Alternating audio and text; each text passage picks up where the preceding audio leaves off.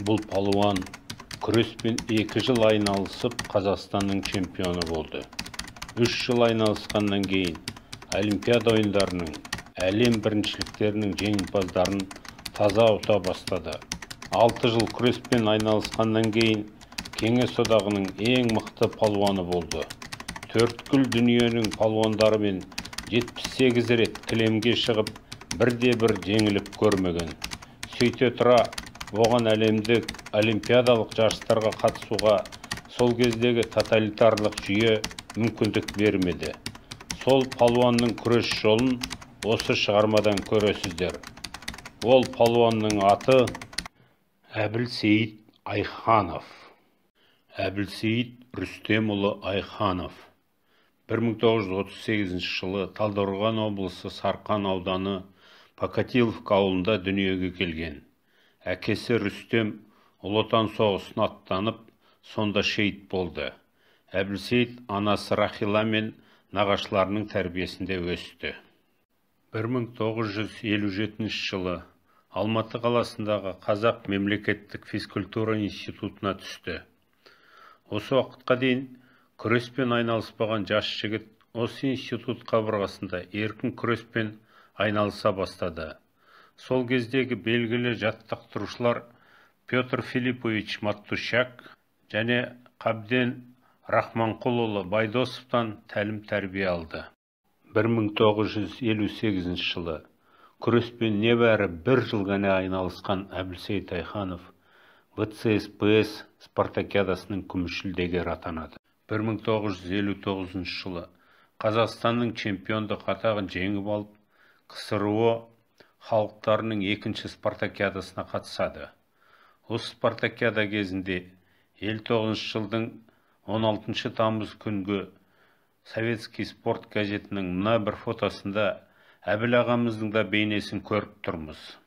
1960 жыл наурыз айында Львов қаласында өткен КСРО чемпионатына қатысты. Жүлделі орын ала алмайды, бірақ өзінің жай адам емес екенін осы жарыста көрсеткен. Сол кездегі КСРО-ның 1-ші нөмір палуаны Анатолий Албулмен болған күрес туралы Советский спорт газетінің 20 наурыз күнгі бетінде былай деп жазылады. Ауыр салмақтағы шеберлер Анатолий Албул мен алматылық Айхановтың кездесуі шиеленісті өтті. Қаталасудың бастамашысы Ленинградтық болды. Ол күрес ұзаққа созылып кетсе, кездесуде қарсыласы көптеген қиындықтар тудырады деген оймен алғашқы минуттарда артықшылық алуға шешім қабылдады. Бірақ ол үшін қиындықтар гонгтан кейін бірден басталды. Қарсы қимылдарды шебер жүргізе отырып, Айханов Албулды 2 рет арқасына лақтырады, бірақ кілемнің сыртына. Ақыры Ленинградтық қарсыласын партерге ауыстыра алды. Бірақ Албул алматылықты мойнынан ұстап төңкеріс жасамақ болғанда, Айханов бірден қарсы әдіс қолданып, Албулдың жауырынын кілемге жапсырды. Осы жарыста Айхановтан ұтылып қалғандықтан, Албул қола медальмен қанағаттануына тура келді.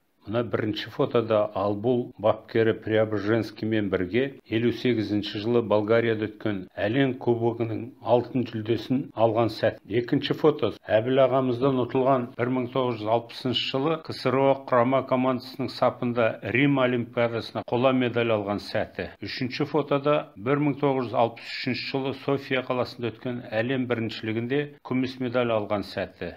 Міне осы палуанды күреспен 3 жыл ғана айналысқан Әбіл ағамыз кілемге жауырынымен жапсырған. Осындай күрестерімен жарыстарда көзге түскендіктен, сол 1960 жылы Әбілсейіт Айхановқа КСРО күрес федерациясының төрағасы Алексей Катулин көңіл аударып Чехословакия астанасы Прага қаласында өтетін жарысқа баруға шақырады. Маттущактың «Кілемде батырлар» кітабында осы жарыс былай суреттеледі. Онда ауыр салмақты балуандардың жарысы өткелі жатқан. Сөйтіп, Алексей Катулин КСРО атынан Айхановты алып Прага қаласына келеді. Ол кезде Әбіл ағамыздың салмағы небәрі 90 килограммның тұсында. Қаланы аралап жүріп, Катулин әр жердегі кафелерге тоқтап, ал Әбілсейіт тамақ ішіп алайық дей береді екен. Әбіл ағамыз жарайды дейді, отырып тамақ ішеді. Катулин өзі ішпейді, сені тамаққа тойдырып алмасам қиын болар, мұндағылар өңкей дәу палуандар дейді. Түк етпес, бірдеңке қылармыз деп жауап береді деді Әбіл ағамыз. Осы дәулердің арасында болған жарыста Айханов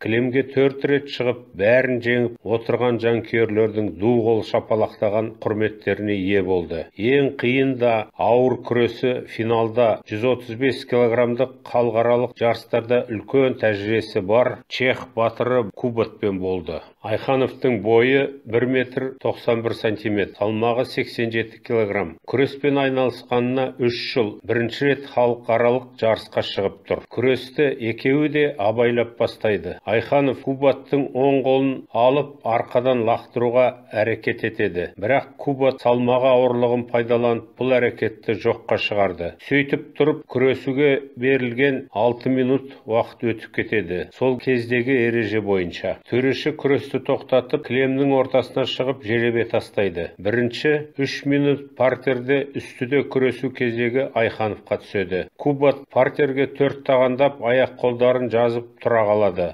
Мынадай тауды қозғап көр. Әбіл басын шайқап қойып кіріседі. Ол бірден мойнын алыстағы иықтың астынан ұстап, Кубаттың оң аяғын ішінен аяғымен орап, денесінің салмағын мойнына қойып, төмен қарай итере бастады. Кубат орнынан қозғалмайды. Содан кейін Айханов барлық күш-жігерін жұмсап, Кубатты орап алған аяғымен жоғары көтере бастады. Сол кезде Айханов Кубаттың денесі дір етіп, аударылып бар жатқанын сезді. Енді жібермеу керек. Кубат денесі дірілдеп берілмей жатыр. Кілем жақындап келеді. Кубаттың жауырыны кілемнің үстіне тақап тұр, бірақ берілмейтін сияқты. Бір уақытта Кубаттың денесі босаңсып, кілемнің үстіне құлап түсті. Сол сәтте төрешінің ысқырық естілді. Жеңіс. Міне, тағы да сол 60-шы жылы Әбілсейіт Айханов халықаралық жарыста өзінен 50 килограммға тақау ауыр чехтың тәжірибесі мол палуанын жеңіп, осы турнирдің жеңімпазы атанды. Мына жерде Сергей Преображенскийдің «Еркін күрес» атты кітабында осы әдісті жасауды үйрететін тақырыптың суретін көріп отырсыздар. Әбілсейіт Айханов тұрып қана емес, партерде де күресудің шебері болған. Осы Кубатпен болған күрес Қалдарбек Найманбаевтың «Балуан ата ізі мен» повесінде басқаша жазылады. Бұнда Әбіл ағамыз Кубатты кілемнің шетінен көтеріп, әкетіп ортаға лақтырыпты делінген. Білмеймін, Матуша қателесті ме, жоқ әлде Қалдарбек Найманбаевтың қаталығы ма. Кейін кино түсірілім табылатын болса, ғана шындық ашылар. Ал енді осы Кубатты 22 жасар Әбіл ағамыздың жеңуі де бір керемет жетістік. Кубат сол жылы Рим олимпиадасының қола жүлдесін ұтты. Сонда атақты Вильфрид Дитрихпен күресіп тең түседі. Кубаттың салмағы ауыр болғандықтан ол 3-ші орын алады. Дитрих 2-ші. Дитрихті айтып отырған себебім, ондай адам дүниеде болмаған, ондай палуан. Ол 5 олимпиадаға күрестің 2 түрінен бірдей қатысып, 1 алтын, 2 күміс, 2 қола медаль алған адам. Оның 1972 жылы Мюнхен олимпиадасында 200 килограммдық америкалық Крис Тейлорды басынан аса лақтырып, таза жеңген әдісі Гиннестің рекордтар кітабына кіріп, ғасыр лақтырысы деген аталған. Осы Дитрих жеңе алмаған палуанды біздің Әбіл ағамыз таза жеңген екен. Екінші фотода Дитрихтің Тейлорды жеңіп қуанып келе жатқан сәті. 1961 жылы Баку қаласында өткен КСРО кубогы жарысында Әбілсейіт ағамыз атақты палуан Александр Иваницкийді жеңеді. Және жай жеңбейді, таза жауырынын жерге жапсырып тұрып жеңеді. Бұл күрес туралы Александр Иваницкий өзінің шешуші айқас атты кітабында былай болған еді деп жазыпты. Күрес өнерін жеткілікті үйреніп қалған кезімде күтпеген жерден сол кезде аты әлі белгісіз қазақ палуаны Әбілсейіт Айхановқа ұтылып қалдым. Ол ұзын бойлы, арық келген, сырт қарағанда әлсіз болып көрінді. Мен бірден оның аяғына өттім. Қазір ол аяғын босатып алуға тырысады, сол кезде мен оны ұстап алам деп ойлап жүрмін. Бірақ ол аяғын босатып алуға тіптен де тырысқан жоқ. Сөйтіп біраз уақыт жүрдік. Содан кейін қолдарымды қоя бере салдым. Ішімнен масқара болдым деп ойлап жүрмін. Қайтадан аяғын өттім. Ол қашудың орнына ұзын қолдарымен менің аяғымнан ұстап көтеріп әкетті. Енді маған қиын болды. Сол сәтте арбитрдің ысқырығы күресті үзіліске тоқтатты. Ақыры менің шабуылым нәтижесін беріп, ол отырып қалды. Мен қазір арқасынан ұстаймын да, оп-оңай оны көпірге тұрғызып, ары қарай жауырынын жерге тигіземін деп ойлап үлгергенім, ол өзінің ұзын қолдарымен менің бұтымның арасынан ұстап көтеріп әкетті. Енді менің басым төмен қарап кілемді тіреп тұрып қалды.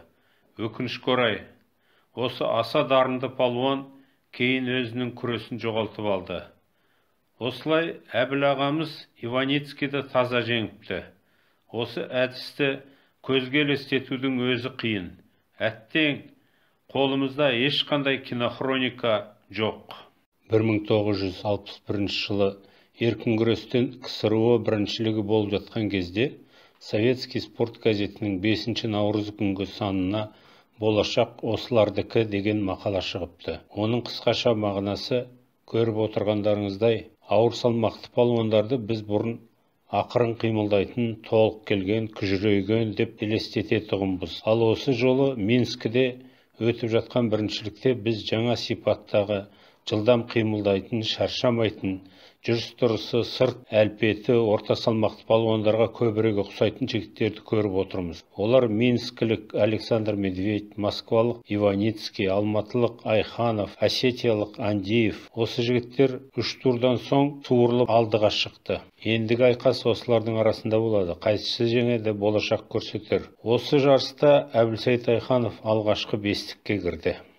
1961 жылы Әбілсейіт Айханов ВЦСПС спартакиадасында алтын медаль алды. Осыдан кейін Айхановты бапкерімен бірге ГДРдің Лейпциг қаласына Вернер Зеленбендердің атындағы халықаралық турнирға жібереді. Сол жарыстағы барлық кездесулерін айтпай-ақ қояйық. Ең маңыздысы 3-ші айналымда кезіккен болгар палуаны Никола Станчев. Бұл палуан 1956 жылы өткен Мельбурн олимпиадасының жеңімпазы. Мына жерде Петр Матушяктың «Батыры на ковре» кітабында қалай жазылғаны көрсетілген. Станчев бір дегенде аяққа өтіп, ағамыздың қарсы әдісінен кілемге ұшып түседі. Содан кейінгі күрес Станчев қашып жүреді, Айханов қуып жүреді. Төрешілердің ескерту бергеніне қарамастан, Станчев күреспей қашудан бір тынбайды. Ақыр аяғы Станчевті күрестен шығарып тастаумен аяқталады. Осы жарыста Әбіл ағамыз халықаралық жарыстың алтын медаліне ие болды.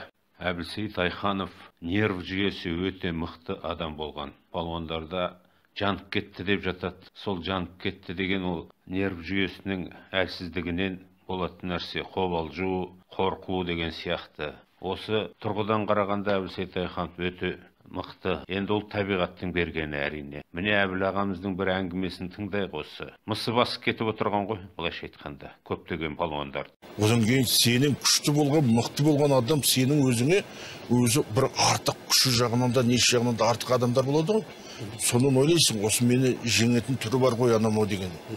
Бірақ құдіреті ма, несі ма, өзі топырлап, өзі мен күреспей, неден етпей, шалқасынан түсіп, моста тұрып жатады. Болды сондай уақытта.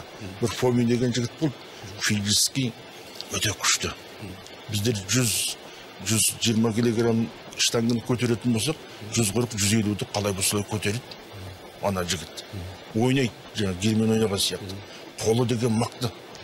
Енді сол жігіт енді ойбай бақпаз, байқа анау анандай күшінен етпен. Оған енді мен күшінен уағын қармайды, әдіс керек деген сияқты.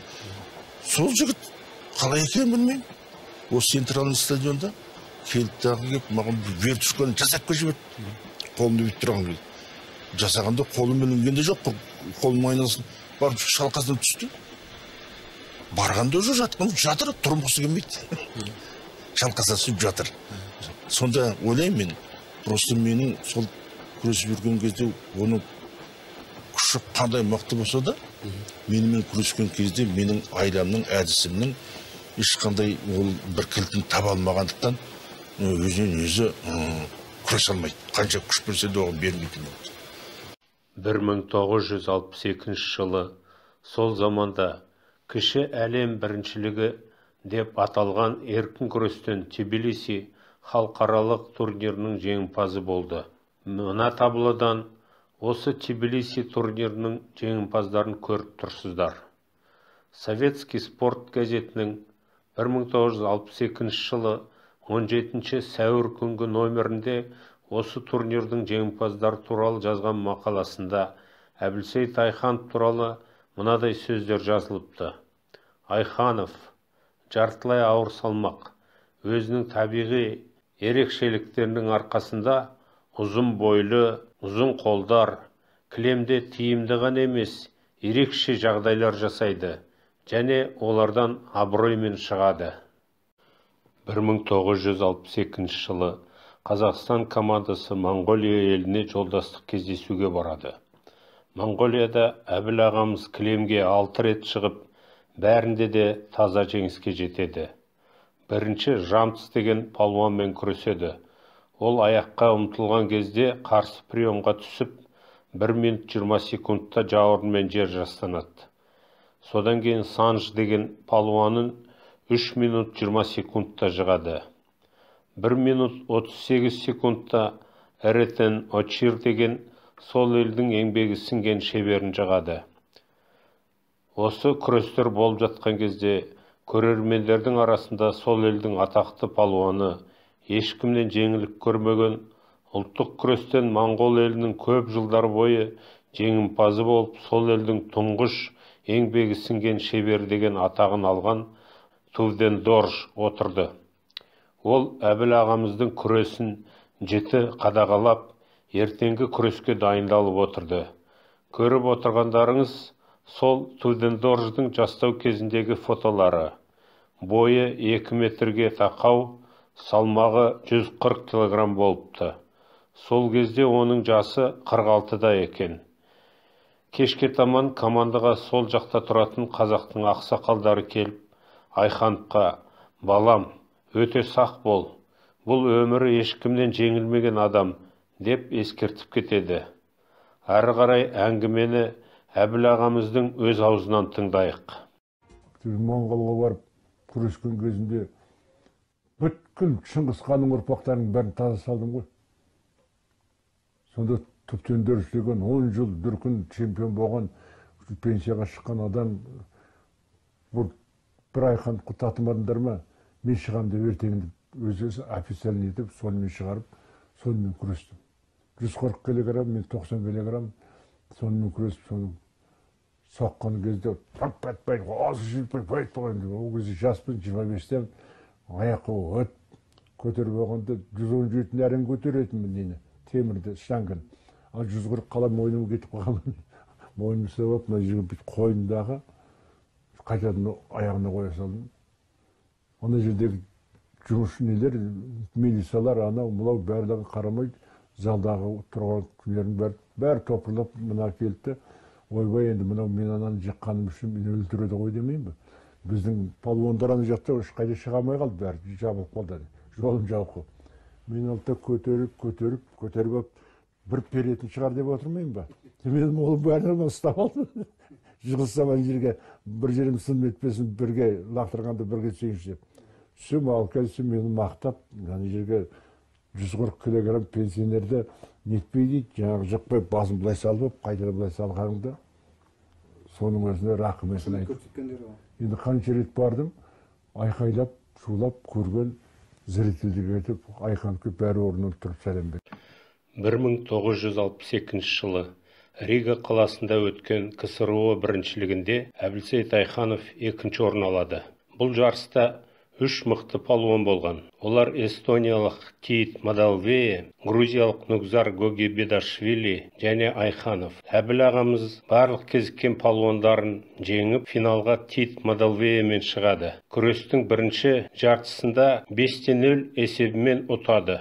65 жылы шыққан Қалдарбек Найманбаевтың даңқ тұғырында кітабының «Балуан атаның ізімен» атты повесі осы айқасты былай суреттейді. Бір сәт арбасып қалдық. Ол еңкейіп ішке кіруге оңтайлы мезетті күтіп тұр. Мен әдейі аяғымды селқос ілгері тастап ұста дегендей ишарат білдірдім. Ол шыдамады ма, иіліп барып жабыса түскенде жатағып басымнан асыра лақтырып жібердім. Ондай қатты әрекетті күтпеген жігіт жан таласа кілем шетіне қаша жөнелді. Байқаймын, менен ауыр, қолының күші басым, сосын жылдам.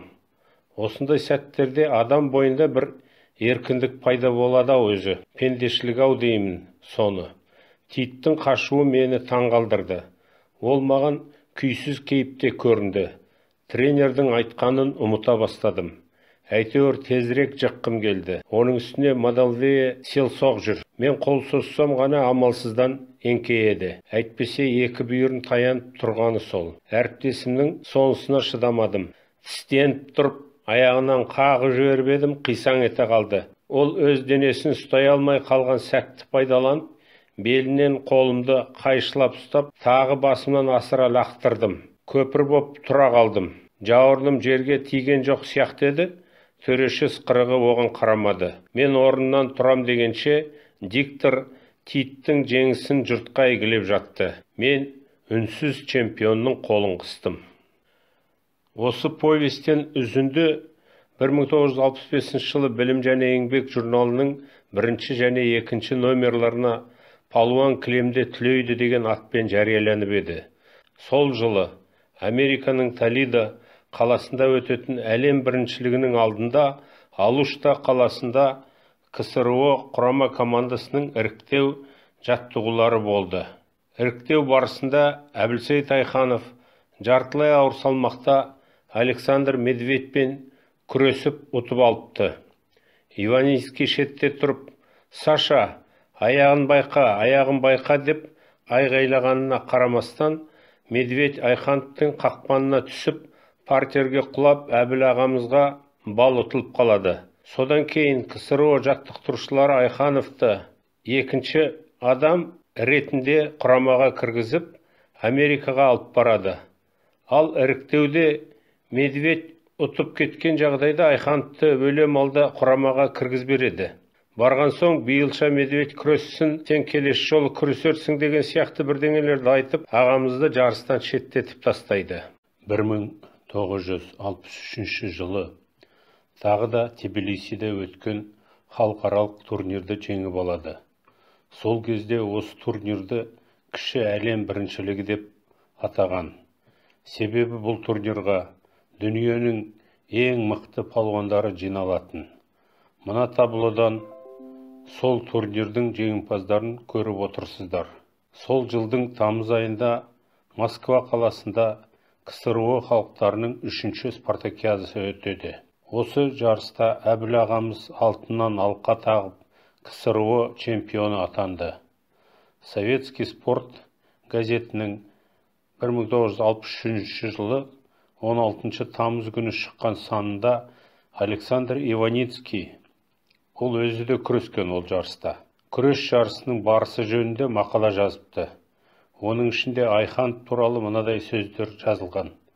Кілемге қазақ Әбілсейіт Айханов шыққанда көрермендер таң қалып отырады. Осы жігіт адасып кіріп кетті ме? Бұл баскетбол ойнайтын адам ғой. Расында да Айхановтың бойы 1,90 м, баскетболдан бірінші разряды да бар. Бірақ оның жүрегі күреске берілген. Төреші ысқырық беріп, күрес басталған кезден бастап, залда отырғандардың бәрі Айхановтың жанкүйері болып кетеді. Оның шеберлігінің бастау бұлағы қазақ күресі. Қарсыластары оның шалулары мен тобықтан қағуларынан қауіптенеді. Тіпті еліміздің чемпионы Тит Мадалвеемен күрескенде де, ол өзінің тік тұрысын өзгертпей, сүйікті әдістерін пайдаланып, уақытында қарсы әдістер пайдалана білді. Күрес біткенде Айхановты жеңімпаз деп атағанда ешкім таң қалған жоқ. Мәнісінде Айханов пен Мадалвеенің күресі финалдық белдесу еді. Енді алтынға жол ашық.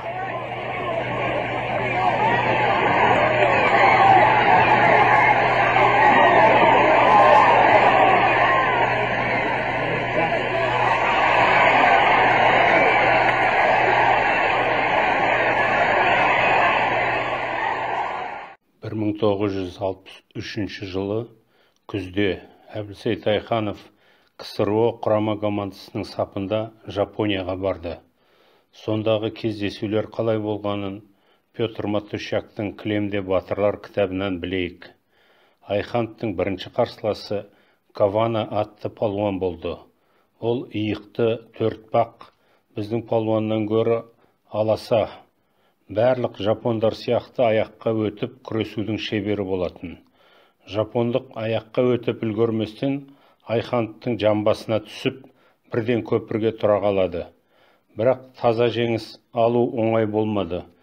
Ол астыда ұршықша иіріліп, жылп-жылп етіп, бір тоқтамай тиісті 2 секунд жауырынымен ұстап тұру талабын орындауға мүмкіндік бермей қойды. Сөйтіп, ол таза жеңілістен құтылып кетеді. Одан кейін күрескен Икеданы 2 минут 7 секундта, Тагакиді 5 минутта таза ұтып алды. Шешуші айқас Жапонияның атақты палуаны Сасакемен болған. Оны Қалдарбек Найманбаевтың балуан ата ізімен повесінің сөзімен баяндайық. Шабуылды мен бастадым. Соңғы кезде жетілдіріп жүрген кілем үстінде қаруым санайтын қайшылау әдісін қолдандым. Бұл тәсіл ауада жасалынады.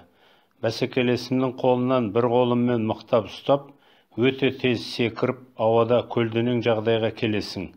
Сол сәтте 2 аяғыңның арасында қалған әріптесіңді бір аяғыңмен кеудеден, бір аяғыңмен тізе сыртынан қағасың. Өзің екінші қолыңа сүйене жамбастай түсесің. Сасаки байқамады ма, менің осы әдісті жасауыма қарсылық көрсете алмады. Жапондықтар шу ете түсті. Ол бір жақ жауырынмен қапталдай келіп кілемге құлады. Тағы да бірнеше жеңіл-желпі әдістермен ұпай санын арттырдым. Сөйтіп, бұл палуанды Әбіл ағамыз ұпай санымен ұтыпты. Осы қайшы деген әдісте ауыр салмақты балуандардың жасағанын естігем де көргем де жоқ. Бұл Әбіл ағамыздың керемет талант иесі болғанының дәлелі. Міне көріңіздерші, қаншалықты күрделі қимыл екенін. Мұны әзербайжандық бауырымыз жасап жатыр мына видеороликта.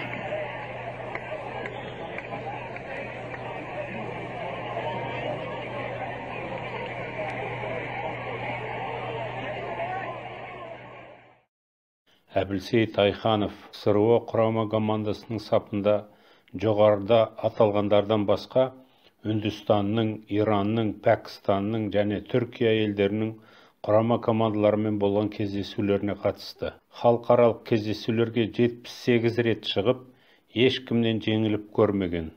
Одан жеңіліс тапқандардың ішінде чех палуаны Петр Кмен, түрік Гиясиддин Илмаз, ирандық Амири мен Мойзепер, Үндістандық Синг, тағы да көптеген палуандар болған. Мұның ішінде ең даңқтысы Петр Кмен, чех палуаны 68 жыл Олимпиада ойындарының қола жүлдегері. Әлем біріншіліктеріне 5 рет қатысып, 1 күміс, 4 қола медаль алған палуан. Түрік палуаны Гиясиддин Илмаз бен Стамбулда болған күресін балуан ата ізі мен повесінде бұлай суреттеледі. Кілем түбінде бастары қалтаңдап, 2 шал отыр. Айғайлары күшті. Илмаздың мені ала алмағанына қатты күйінген кейіп танытады. Ол тағы да ұмтылды. Мен қапсыра құшақтап, басынан асыра лақтыра берем дегенде қырқа шалып қалдым. Шалқасынан түсті, таза түсті. Осылай 5 минут өткенде төреш менің қолымды көтерді. Ортадан шыққан бетіме де әлгі 2 шал кезек-кезек қолымды қысып жатыр. Қажымқан жақсы, Қажымқан деп біреу бас бармағын шошайтты. Абзал атамның есімін естігенде көзімнен ыстық жастың қалай ытқып кеткенін сезбей қалыппын. Айханов, мықтысың, Айханов жарайсың деп жатыр. Сонда мен Стамбул жерінде жеңілмеуім керек екендігін айқын сезіндім. Түрік жеріндегі палуан ата іздерін шалдардың көңілінде жаңғыртыппын. Ал енді КСРО жаттықтырушылары ұлтшылдық жасап, Әбілсейіт Айхановты шеттетті ме деген мәселеге келейік. Біріншіден, Мемлекеттік күрес федерациясының төрағасы Алексей Катулин 60 жылы бүкіл палуандардың ішінен Айхановты таңдап, Прагадағы үлкен жарысқа апарғаны бұл адамның ұлтшылдыққа еш қатысы жоқ екенін көрсетеді. Сол кездегі КСРО-ның жаттықтырушысы Александр Дякин де адал адам болған. Оны Әбіл ағаның өз сөздерінен де байқауға болады. Кейін Медведьтің заманы дүрілдеп тұрған кезде осы Дякин Коми ұлтынан шыққан талантты жігіт Владимир Паршуковты ауылдан шақыртып алып дайындаған, және бұл жігіт 71-72 жылдары ешкімді бет қаратпай ұтып КСРО чемпионы болған. Медведь осы жігітпен күреспей қойыпты. Осы екі чемпионатқа қатыспай қойған. Бірақ 72 жылғы Олимпиадаға Паршуковты жіберуге Дякиннің де күйі келмей қалады. Медведь бәйгені шаппай алып Олимпиадаға кетеді. Дякинді ұлтшыл деп айта алмаймын. Ал енді Александр Иваницкийдің бапкері Сергей Преображенский туралы. Ол кісі Айхановты ЦСКА-ның құрамына шақырыпты деген сөз бар. Қазақстанда жүрсең еш уақытта да шыға алмайсың деп хат жазған дейді. Меніңше өте дұрыс жазған. Иваницкий күресті ерте тастап кеткен. Ол өзі де айтуы мүмкін, Айхановты шақырайық деп. Ол жаққа барса, үнемі үлкен оқу-жаттығу жиындарда жүрер еді.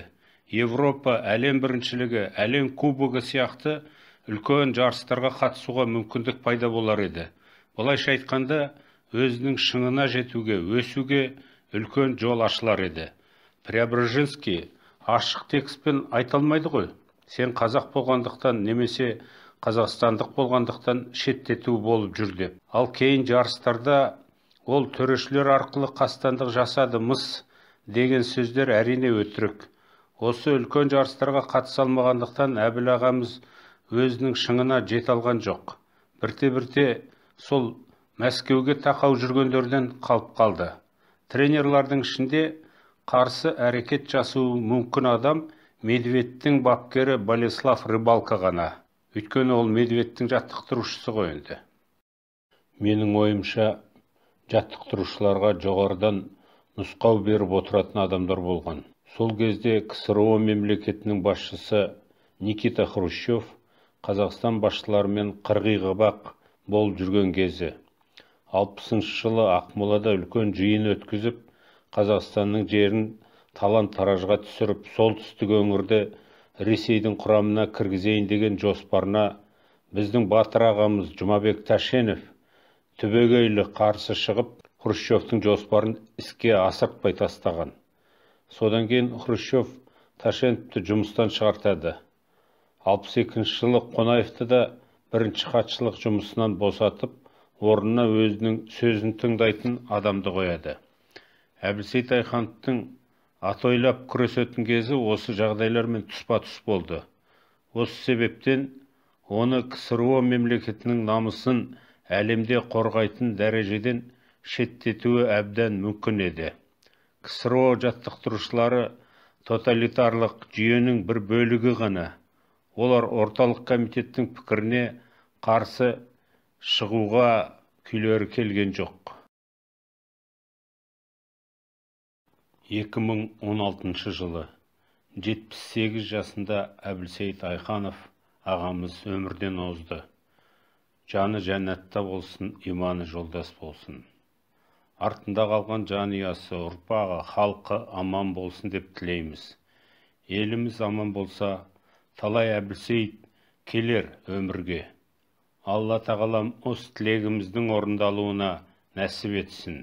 Әумин.